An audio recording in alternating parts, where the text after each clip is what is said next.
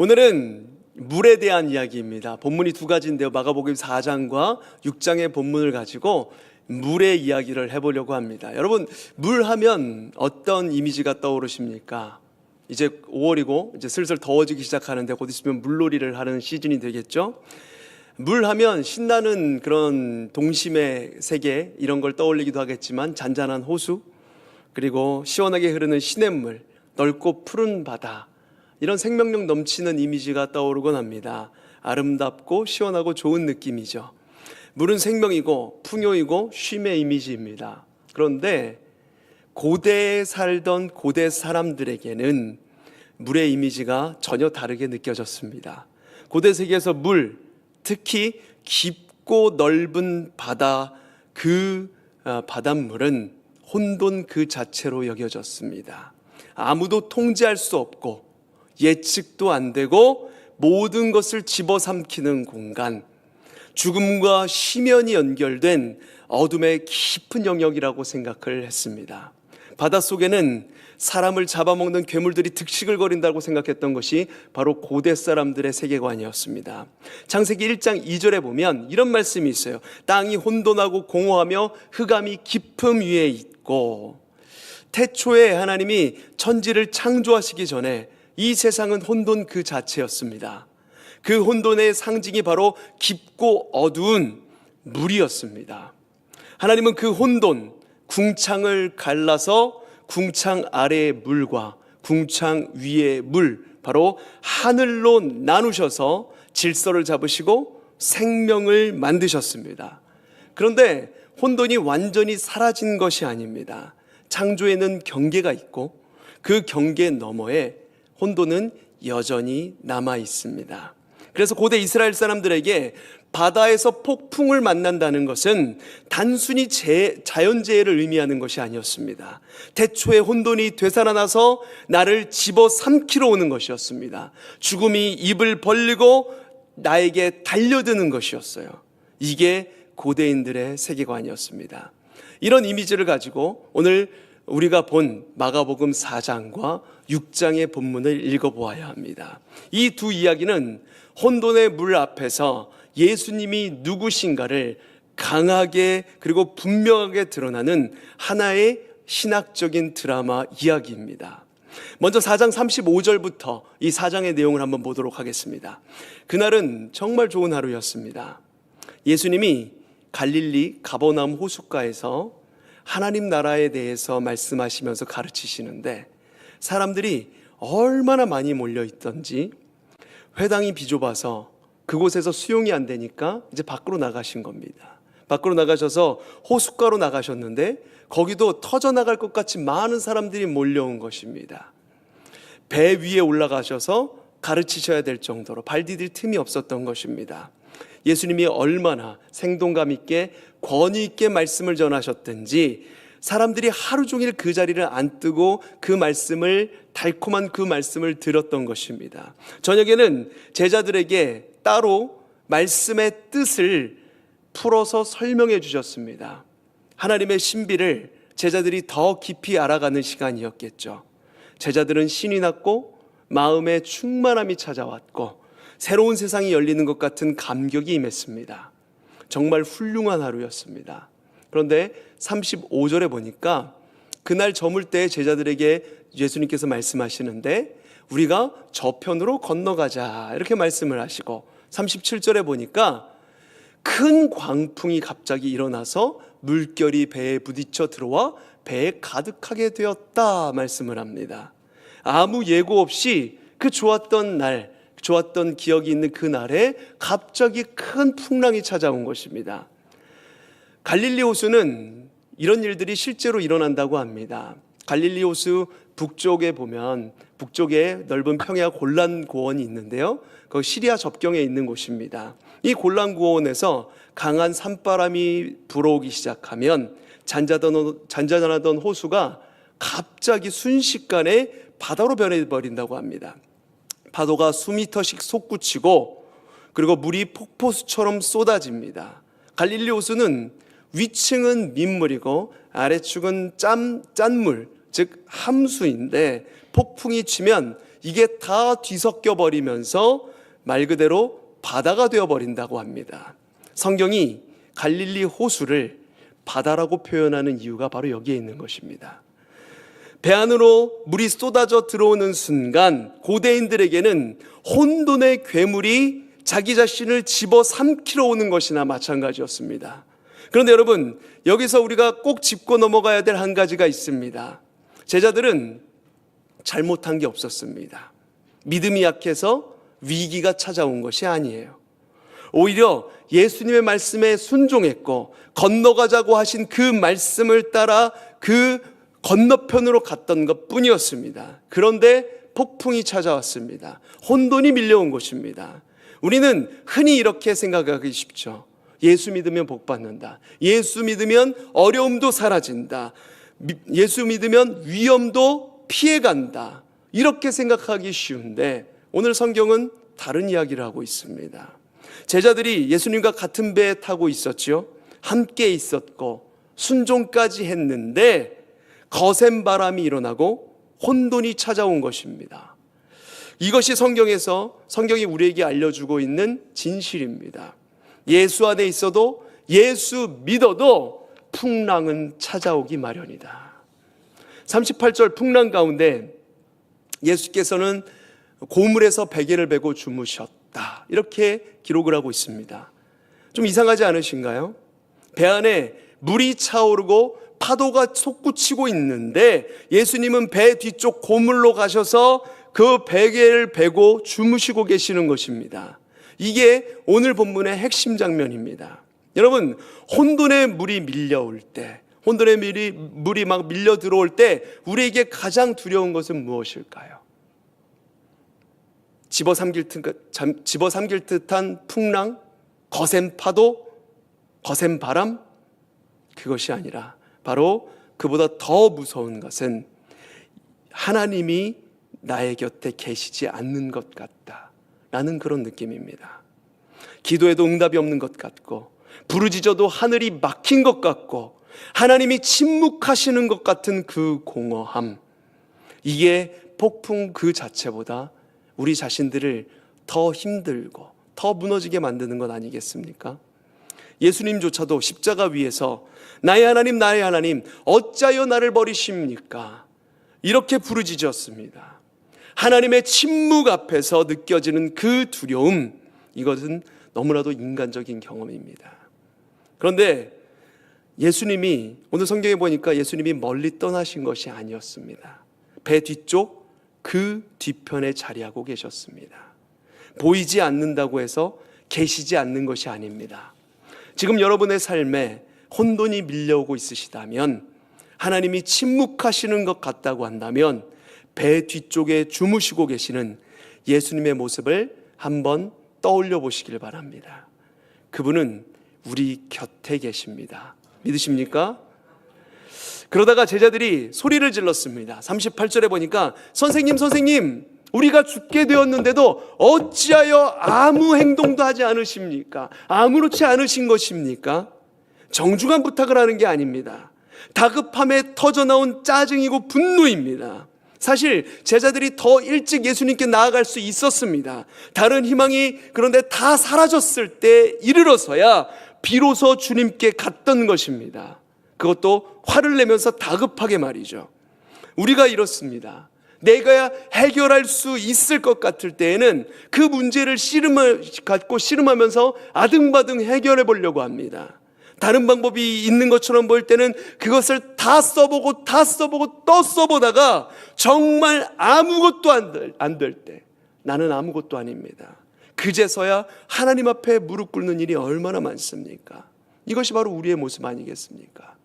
그런데 우리 예수님은 이런 제자들의 부탁도 외면하지 않으셨습니다. 이것이 은혜이죠.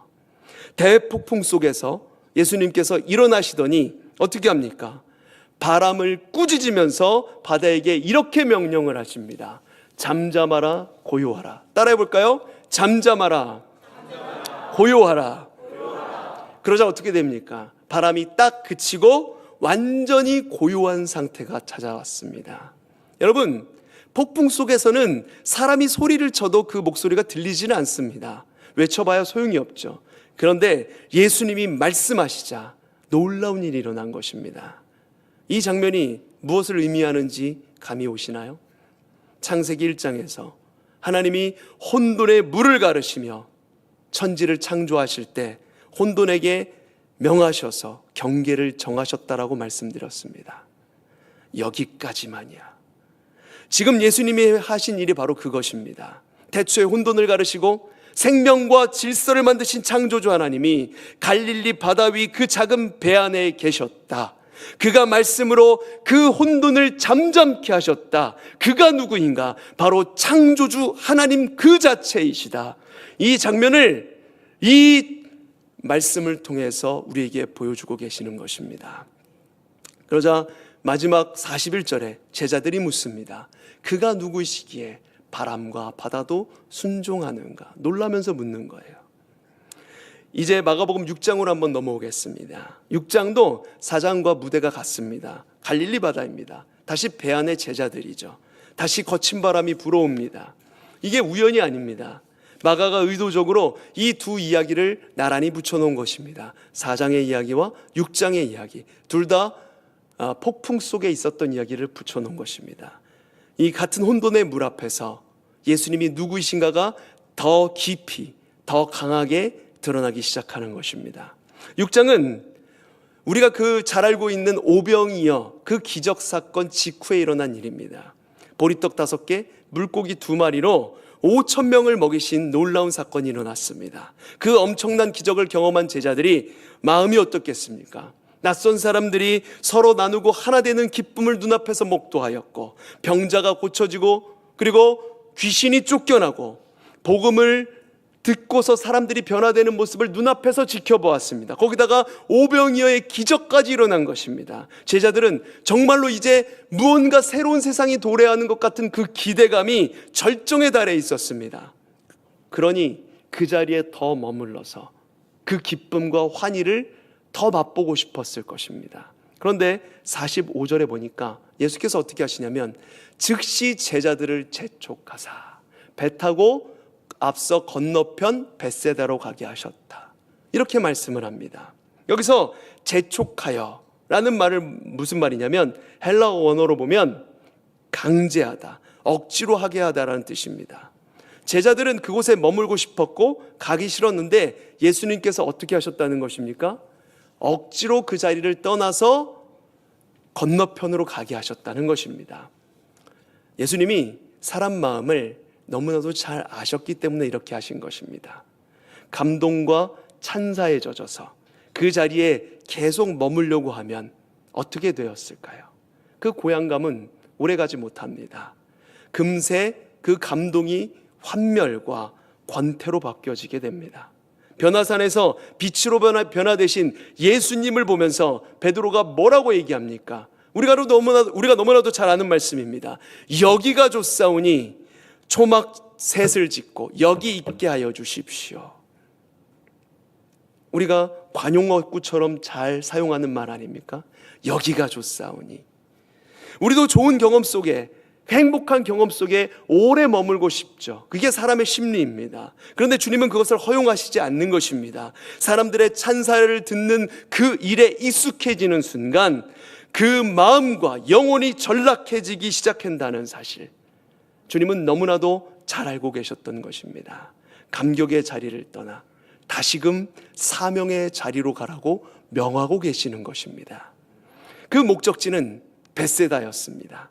벳세다, 갈릴리 호수 동북쪽에 있는 이 마을은 예수님이 이미 충분히 많은 이적을 행하셨는데도 불구하고 사람들의 마음이 열리지 않아서 주님이 준엄하게 꾸짖으셨던 곳입니다. 마태복음 11장 21절 말씀에 보면 고라시나 벳세다야 너희에게 행한 모든 권능을 두로와 시돈에서 행하였더라면 벌써 그들이 회개하고 나에게 돌아왔을 것이다. 너희들은 어떻게 이렇게 변화가 없냐. 이렇게 책망하셨던 곳이 이 벳세다라는 지역입니다. 제자들을 이 험한 건너편 벳세다 지역으로 보내신 후에 예수님은 그냥 너희들이 가서 알아서 해 하시는 게 아니라 산에 오르셨습니다. 그리고 기도하러 가셨습니다. 험한 바다 한복판으로 나아가고 있는 제자들을 위해서 나 몰라라 하신 것이 아니라 홀로 기도하고 계셨던 것입니다. 이렇듯 마찬가지로 우리가 혼돈 속에 있을 때, 바둥거리고 있을 때 우리 주님은 그것을 나 몰라라 하지 않으시고 우리를 위해서 지금 이 순간에도 중보하고 계십니다. 그게 우리 주님의 마음입니다. 날이 저물었을 때 제자들 배는 바다 한복판에 있었습니다. 그런데 48절에 보면 이렇게 말씀을 하죠. 바람이 거슬러 불렀다. 바람이 거스르면서 불었다라고 얘기하는데, 거슬러라고 번역된 헬라어 단어는 그냥 반대 방향에서 불어오는 바람 정도가 아닙니다. 적대적으로 부는 바람이었습니다. 적대적인 바람. 그 바람은 제자들을 향해서 적대적으로, 힘겹게 적대적으로 불어오고 있었던 바람이라는 것입니다. 거세게 불었던 것입니다. 마가가 이 표현을 쓴 이유가 있습니다. 1세기 중엽 기독교 공동체가 실제로 겪고 있었던 현실을 이 장면 속에 담아냈던 것입니다. 당시 교회는 유대교로부터 박해를 받고 있었고 로마 제국의 압제와 추방의 위협 속에 살아가고 있었고, 언제 잡혀갈지 모르는 위협 속에, 언제 죽을지 모르는 위협 속에 그렇게 하루하루를 신앙생활을 하며 살아가고 있었고, 교회 내부에서는 이방인 선교 문제로 내분이 있었습니다. 이 모든 게 교회를 향해서 적대적으로 불어오고 있었던 바람이었습니다. 우리에게도 이 바람은 불어오고 있죠. 모양만 다르지? 솔직하게 한번 생각해 보시기 바랍니다. 이 자리에 오신 분들 가운데 날마다 주의 은혜 가운데 평안함 가운데만 그렇게 살아가고 계시는 분들이 있으십니까? 괜찮은 것처럼 보이지만 질병의 두려움과 경제적인 압박, 관계의 상처, 미래에 대한 불안, 감당하기 버거운 삶의 무게, 깊은 슬픔과 허무감, 산 넘어 산입니다. 다만 말하지 않을 뿐이지 우리 모두는 각자의 혼돈 속에 그렇게 힘겹게 사투를 벌이면서 살아가고 있습니다. 이것이 우리를 향해서 적대적으로 불어오는 바람입니다. 바로 그때 이른 새벽에 예수님께서 바다 위를 걸어서 그들에게 가셨습니다. 바다 위를 걸어서 가셨다. 이 장면에 담긴 신학적 이미지를 우리가 한번 생각해 보아야 합니다. 당시 로마 황제가 만든 동전이 있었습니다. 바로 이 동전인데요, 이 아우구스투스 황제 때 만든 동전인데, 동전 뒷면 바로 오른쪽에 있는 이미지에 보시면 넵투누스 신이 이미지가 그려져 있습니다. 넵투누스 신, 바다를 관장하는 신입니다. 우리가 잘 아는 말로는 포세이돈입니다. 그리스 로마 신화에 나오는 포세이돈, 넵투누스 신의 이미지를 그려 넣었는데, 아우구스투스가 자기 자신을 바다의 신으로 묘사해서 그려 넣은 동전이었습니다. 자세히 보시면 발 아래에 세상을 밟고 있고 손에는 바닷물을 쥐고 있습니다. 로마 황제는 세상을 다스리고 이 땅의 혼돈을 제압하는 신적 존재이다. 이것을 의미하면서 그려 넣었던 이미지입니다. 모든 백성이 매일 쓰는 그 동전에 이 이미지를 새겨 넣어서 로마가 바로 이 세상을 지배한다, 로마의 주관자가 진정한 세상의 신이고 왕인 존재이다, 이것을 머릿속에 심어 놓았던 것입니다. 그런데 이 이미지는 놀랍게도 로마가 처음 만들어낸 이미지가 아닙니다. 성경에 훨씬 오래전부터 이 이미지가 있었습니다. 욥기에 이런 말이 있습니다. 세번역 성경으로 보시면 바다의 괴물의 등을 짓밟으신다. 하박국서에도 이런 말을 합니다. 주님께서는 바다를 밟으시고 큰 물결을 휘저으신다. 물결 위를 걷는다는 것은, 혼돈의 물 위에 서신다는 것은 로마 황제가 아니라 오로지 창조주 하나님만이 하실 수 있는 일이라는 것입니다. 태초에 혼돈을 발 아래 두신 그분만이 바로 혼돈의 물 위를 걸으실 수 있는 분이라는 것입니다. 마가복음은 이 언어를 바로 예수 그리스도에게 그대로 적용해서 말씀하고 있습니다. 군사력으로 경제력으로 세상을 압도하는 로마 황제가 참신이 아니다. 불쌍한 사람들을 먹이시고 병자들을 고치시고 소외된 자들 곁에 계시는 예수 그리스도가 우리의 참 하나님이 되신다. 이 장면 속에 이 고백이 새겨져 있는 것입니다. 이게 얼마나 강력한 메시지입니까? 4장에서 예수님은 혼돈의 물 한가운데 계셨습니다. 배 안에 제자들과 함께 계셔서 그곳에서 폭풍을 맞으셨습니다. 그런데 6장에서 예수님은 혼돈의 물 위를 걸어오십니다. 혼돈이 그분 발 아래에 있는 것입니다. 4장에서 6장으로 넘어오면서 예수님이 누구이신지가 더 선명하고 강력하게 드러나고 있는 것입니다. 이게 바로 마가가 의도한 상승의 이야기입니다. 그런데 제자들이 그 예수님을 알아봤습니까? 못 알아봤습니까? 못 알아봤습니다. 안타깝게도 물 위를 걸어오시는 분을 보고 유령이라고 소리쳤습니다. 바로 패닉의 상태에 빠지게 된 것입니다. 그때 예수님이 말씀을 하시죠. 50절 말씀 함께 읽어보겠습니다. 시작. 이에 예수께서 곧 그들에게 말씀하여 이르시되 안심하라 내니 두려워하지 말라 하시고. 아멘. 내니 두려워하지 말아라. 안심하라. 나야 나 두려워하지 마라. 여기서 나다라는 표현은 헬라어로 에고에임이라는 단어입니다. 들어보셨죠? 이게 단순히 내가 누군지를 아느냐 이 정도의 가벼운 의미를 갖고 있는 것이 아니라 성경에서 사용하는 특수 용어입니다. 출애굽기에서 모세가 떨기나무 불꽃 가운데 하나님을 만났을 때 여쭈어보았죠. 당신의 이름이 무엇입니까? 그때 하나님이 뭐라고 대답하십니까? 나는 스스로 있는 자이니라. 영어로 하면은 I am who I am입니다. 나는 나다. 난 스스로 있는 자야. 규정할 수 없는 존재야. 이런 의미입니다. 에고에임이죠. 혼돈의 물 위를 걸어오시면서 에고에임이라고 말씀하시는 예수님, 이 말씀은 예수님의 신적 표현인 것입니다. 모세한테 나타나셨던 그 하나님, 태초에 혼돈을 가르시고 천지를 창조하셨던 창조주 하나님이 바로 눈앞에 있는 나이니라. 그 하나님이 지금 갈릴리 바다 위를 걸어서 우리를 향해서 오고 계신다는 선언입니다. 그분이 배에 오르시자 폭풍이 그쳤습니다. 4장에서도 그쳤고 6장에서도 그쳤습니다. 같은 혼돈 앞에서 같은 결론입니다. 혼돈은 우리 주님 앞에서 잠잠해지는 것입니다.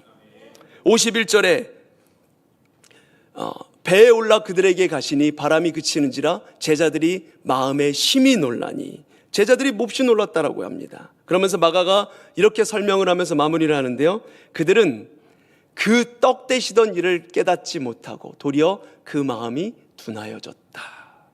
방금 오병이어의 기적을 경험했는데 물 위를 걸어오시는 우리 주님을 보고 유령이라고 소리를 질렀습니다. 이게 제자들의 모습이기도 하지만 제자들의 모습만은 아니고 우리의 모습이기도 하죠. 하나님의 은혜를 경험하고 또 경험했는데 아무리 그 깊은 넓은 은혜를 경험했어도 혼돈 앞에 서면 또 두려워하고 하나님의 은혜를 잊어버리고 마는 것, 바로 우리의 모습 아닙니까? 성도 여러분, 고대인들이 두려워하였던 그 혼돈의 물이 오늘 우리에게는 무엇입니까? 혼돈은 사라지지 않았습니다.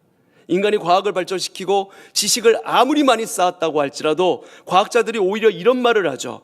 세상을 이해하면 이해할수록 새로운 신비가 발견된다고. 알면 알수록 모르는 게 얼마나 많은지 더 분명해진다고. 폭풍과 파도의 혼돈은 통계적으로 분석할 수는 있지만 정확하게 예측하거나 완전히 통제할 수는 없습니다. 인간의 힘으로 그것을 통제할 수 없어요. 왜냐? 우리는 하나님이 아니기 때문이죠. 우리는 이것을 너무나도 자주 경험합니다. 수많은 과학과 문명이 발전했어도 모든 이해 너머에 여전히 혼돈은 존재하고 있습니다. 우리 삶의 혼돈은 형태만 바꾸었을 뿐입니다. 갑작스럽게 찾아온 병의 진단, 예고 없이 찾아온 전쟁과 그로 인한 경제적인 타격, 무너지는 관계, 사랑하는 사람과의 슬픈 이별, 사랑하는 사람들을 잃어버리는 그 슬픔, 아무리 애써도 나아지지 않는 상황, 그리고 내 안에 깊은 곳에서 일렁이고 있는 허무함과 두려움, 공허함, 이게 지금 우리 시대의 혼돈의 물입니다. 그런 우리를 향해서 혼돈 속에 계시는 예수님, 혼돈 위에 계시는 예수님, 오늘 두 본문이 우리에게 이걸 말해주고 있는 것입니다. 혼돈 속에 계셨고 그걸 넘어 혼돈 위에 계시는 예수님, 사장의 폭풍이 몰아치는 배 안에서 주무시던 예수님, 그분이 우리 곁에 계십니다. 그리고 6장의 혼돈의 물 위를 걸어오시는 예수님, 모든 혼돈이 그분 발 아래에 있다는 것입니다. 마가복음이 이 두 장면을 나란히 놓는 이유가 있습니다. 하나님이 우리가 겪는 혼돈과 상관없이 멀리 계신 분이 아니라는 거예요. 그 혼돈 한가운데로 들어오셔서 그 혼돈을 발 아래 두시고 우리를 향해서 걸어오고 계신다는 것입니다. 그렇다면 사랑하는 성도 여러분, 우리는 어떻게 해야 할까요? 제자들은 다른 희망이 다 사라졌을 때야 주님께 나아갔습니다. 어리석었고 잘못된 방식이었고 너무 늦었습니다. 그런데 주님이 그 부르짖음조차도 외면하지 않으셨습니다. 시편 50편 15절에 이런 말씀이 있습니다. 우리 같이 한번 읽어보겠습니다. 시작. 환난 날에 나를 부르라 내가 너를 건지리니. 아멘. 여러분, 형식이 완벽하지 않아도 괜찮습니다. 다급함에 그 쏟아낸 그런 부르짖음도 우리 주님은 받아주십니다. 기도할 수 있는데 왜 걱정하느냐, 기도할 수 있는데 왜 염려하느냐, 이런 찬양도 있지 않습니까? 정말 그렇습니다. 어떤 방식으로든 우리 주님께 나아가는 것, 그것이 바로 출발입니다. 믿음은 폭풍이 없는 상태가 아닙니다. 어려운 환경이 사라지는 걸 보장해 주는 게 믿음이 아닙니다. 믿음은 혼돈이 몰아치는 그 가운데에서도, 그 폭풍 한가운데 있다고 할지라도 나는 나다 하신 그 음성을 붙드는 것입니다. 배 뒤쪽에 주무시는 분을 깨우고 주님을 붙드는 것입니다. 물 위를 걸어오시는 분이 주님이심을 신뢰하는 것입니다. 옛날 뱃사람들이 북극성을 바라보며 항로를 잡았잖아요. 어떤 파도가 쳐도, 어떤 폭풍이 몰려와도 그 북극성은 늘 그 자리에 있었습니다. 방향이 분명하면 혼돈 속에서도 정신을 잃지 않을 수 있습니다. 다소 지체가 되더라도, 다소 돌아가더라도 기어코 그곳을 바라보며 목적지를 향해 갈 수 있게 되는 것입니다. 사랑하는 성도 여러분, 우리의 북극성, 나는 나야, 나는 나다 하신 그분, 혼돈의 무리를 걸으시면서 내니 두려워 말라 하신 그분, 태초에 혼돈을 가르시고 생명을 만드셨던 창조주 하나님이, 천지 만물을 주관하시는 우리 주님이 오늘도 우리를 향해 걸어오고 계십니다. 숱한 혼돈 속에서도 주님을 붙드실 수 있는 이유가 바로 여기 있는 것입니다. 시편 시인의 고백, 사망의 음침한 골짜기를 지날지라도 주께서 나와 함께 하신다. 이 고백이 저와 여러분 삶 가운데 흘러넘치게 되길 소망합니다. 강력한 이 시인의 고백이 바로 내 고백이 되길 간절히 소망합니다.